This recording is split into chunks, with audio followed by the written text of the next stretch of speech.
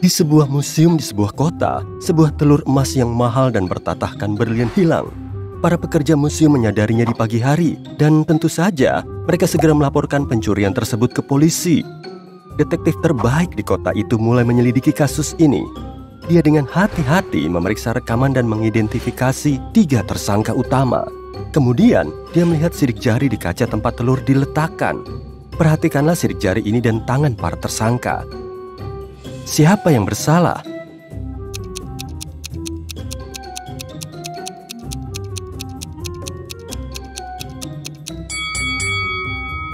Pelakunya yang ini. Lihat, sidik jari-jarinya nggak penuh karena ada sesuatu yang menghalangi. Orang ini memakai cincin di sana, jadi ini sidik jarinya. Di sebuah kota kecil, seseorang mencuri kalung perak mahal untuk seekor kucing yang bertahtakan berlian dan permata berharga. Pemilik toko menelepon polisi dan penyelidikan pun dimulai. Ada 3 orang tersangka. Pak Johnson bilang, "Aku datang untuk mencari anting-anting untuk ulang tahun putriku. Kami nggak punya hewan peliharaan." Bu Martin bilang, "Aku membeli gelang untuk diriku sendiri. Aku nggak mencuri apapun." Bu Tanner bilang, "Aku nggak tahu apa yang kamu bicarakan."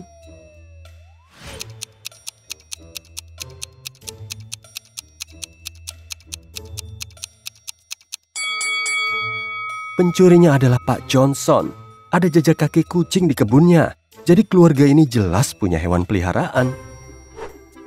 Ada seorang perampok di kota dan gak ada yang bisa menangkapnya selama beberapa bulan. Setelah kejadian lain, polisi melihat perampok tersebut memasuki sebuah rumah sakit. Mereka masuk dan bertemu dengan 2 orang dokter. Manakah di antara mereka yang palsu dan sebenarnya perampok?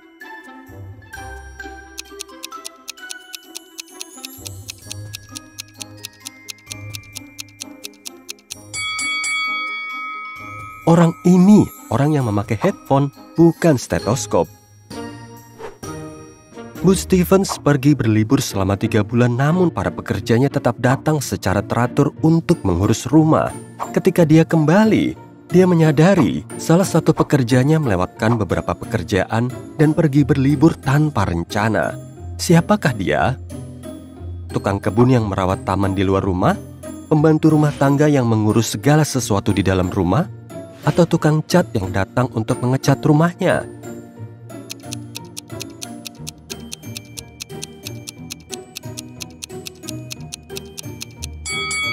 Orang itu adalah pengurus rumah tangga. Lihat, tanaman di rumah mengering. Sepertinya dia melewatkan beberapa minggu kerja dan mungkin hanya membersihkan rumah tepat sebelum Bu Stevens kembali. Bisakah kamu mengetahui siapa pengantin wanita dari pria ini?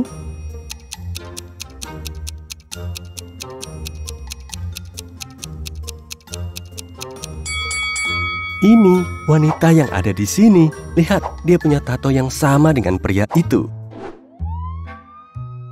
Polisi di sebuah kota kecil mendapat pesan bahwa monster secara diam-diam membanjiri kota dan sekarang hidup di antara manusia.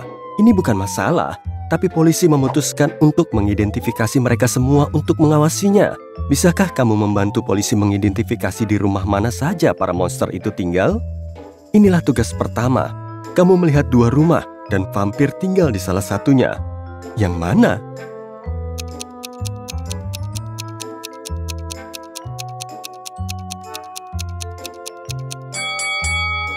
Pasti rumah ini, yang gelap dengan tirai yang tertutup di semua jendela. Vampir nggak suka sinar matahari. Oke, tugas berikutnya adalah menemukan rumah mumi. Berikut ini ada 2 pilihan yang mungkin. Di rumah manakah mumi itu tinggal?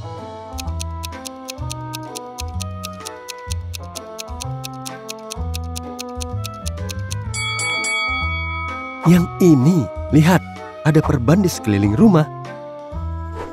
Makhluk berikutnya yang perlu kita kenali tempat tinggalnya adalah kurcaci. Lihatlah ke dalam 2 rumah ini. Bisakah kamu mengetahui di mana tempat tinggal kurcaci?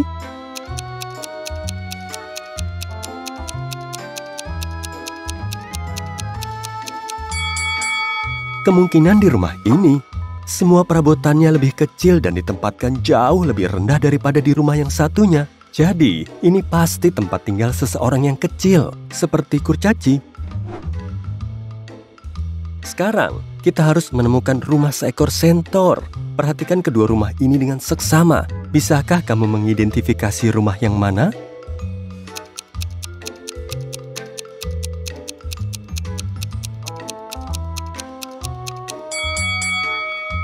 Yang ini, di sini. Lihat, ada jejak kuda di jalan setapak menuju rumah. Yang terakhir, penyihir sungguhan tinggal di salah satu rumah ini. Bisakah kamu mengetahui di mana kemungkinan besar kamu akan disihir?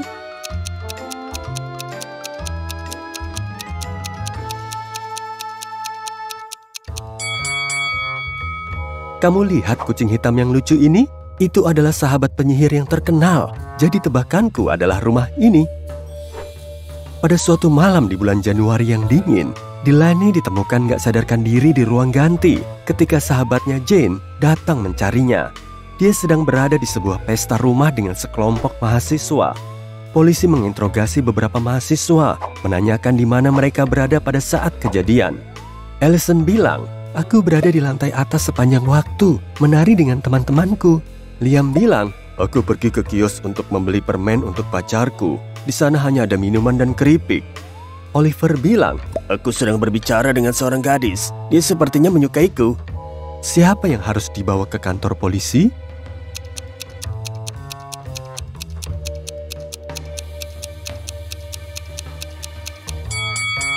Liam. Malam itu dingin dan dia membutuhkan jaket untuk pergi ke kios. Dan kalau dia membutuhkan jaket, dia akan pergi ke ruang ganti untuk mengambilnya dan akan menemukan Delaney, bukan Jane. Jadi, entah dia berbohong atau dia berjalan melewati seorang gadis yang gak sadarkan diri. Ronan Collins, seorang pengusaha sukses, hilang. Keluarganya melaporkannya ke polisi. Tersangka utamanya adalah mitra bisnis Ronan, Jennifer. Dia sedang berada di luar kota, namun begitu kembali, polisi mengetuk pintunya dan bertanya apakah dia mengetahui sesuatu tentang hilangnya Ronan 2 minggu sebelumnya. "Aku baru saja kembali dari perjalanan selama sebulan ke hutan hujan Amazon 1 jam yang lalu. Aku belum mendengar apapun tentang hal itu." Detektif itu nggak langsung percaya dan membawanya ke kantor polisi untuk penyelidikan lebih lanjut. Kenapa?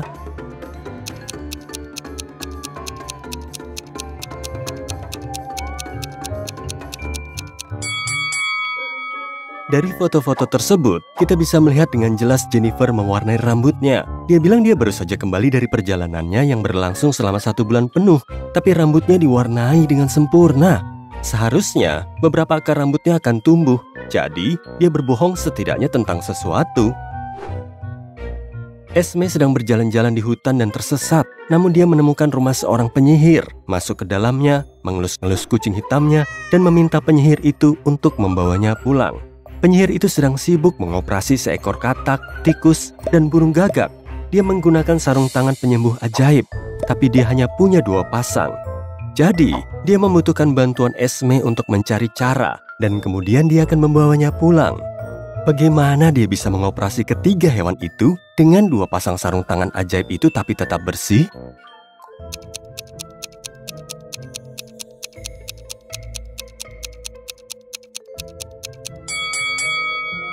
Penyihir harus mengoperasi katak dengan menggunakan sarung tangan pertama di atas sarung tangan kedua. Kemudian, dia harus mengoperasi tikus dengan hanya menggunakan sarung tangan kedua. Terakhir, dia mengoperasi burung gagak dengan menggunakan sarung tangan pertama yang dibalik dari dalam keluar, yang dikenakan di atas sarung tangan kedua. Detektif Callum harus melakukan perjalanan ke kota kecil di sebelahnya, di mana anjing-anjing diculik setiap malam, langsung dari rumah. Sudah ada 4 anjing yang hilang, dan semuanya tinggal di jalan yang sama. Mila diculik pertama kali, lalu Karma pada malam berikutnya. Setelah itu Jake, dan kemudian Mr. Sniffer. Hanya tersisa 3 anjing yang tinggal di jalan itu. Bisakah kamu mengetahui anjing mana yang akan menjadi target berikutnya?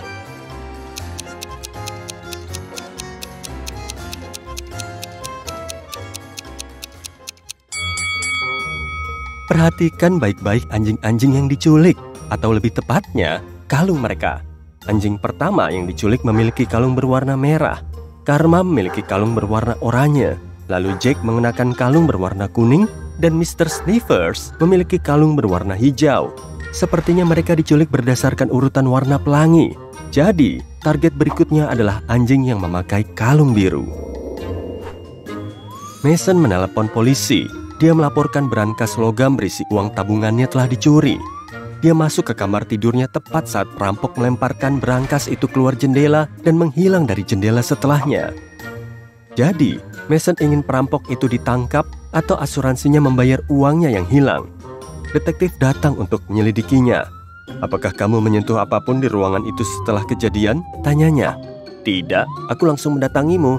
"Berarti nggak ada perampok," sang detektif menyimpulkan. "Kenapa?"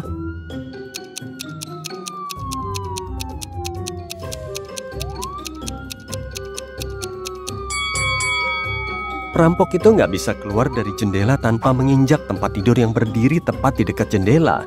Tapi tempat tidur itu masih rapi. Bagaimana mungkin kalau Mason nggak menyentuhnya?